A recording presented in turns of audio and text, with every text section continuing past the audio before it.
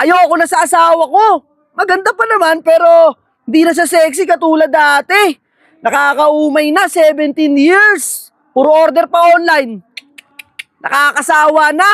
Ano kayo, Mark? Naririnig mo ba yung sinasabi mo? Kala mo ang pogi-pogi mo. Kung ganyan yung mindset mo, di mo deserve na mahalin ng tunay. Sa bisikanaan nyo ka lang nakabase, kawawa sa'yo. Ang tao ya, kumukupas ang ganda kasi umiidad. Pero ang kagandahan ng asal, hindi matatawaran yan.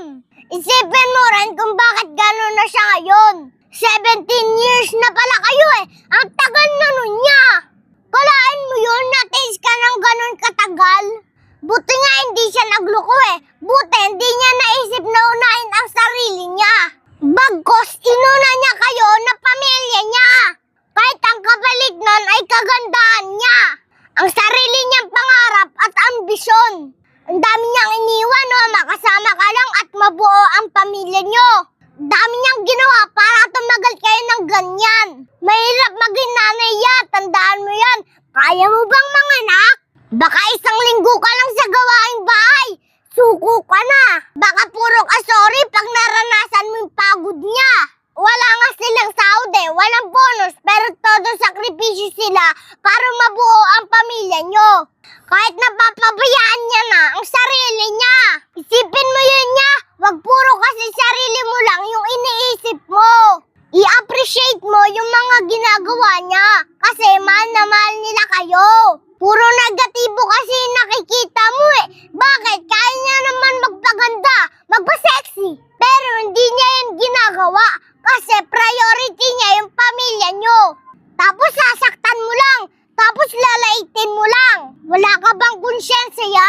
Grabe ka magsalita sa kanya.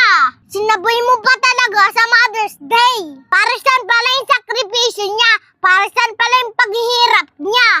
Sana lahat ng responsabling nanay nasa tamang tao, nasa tamang asawa. At sana mababait ang mga anak nila. Sus, ganyan kasi kayo, yung bago pa kayo, ang tatamis na salita nyo.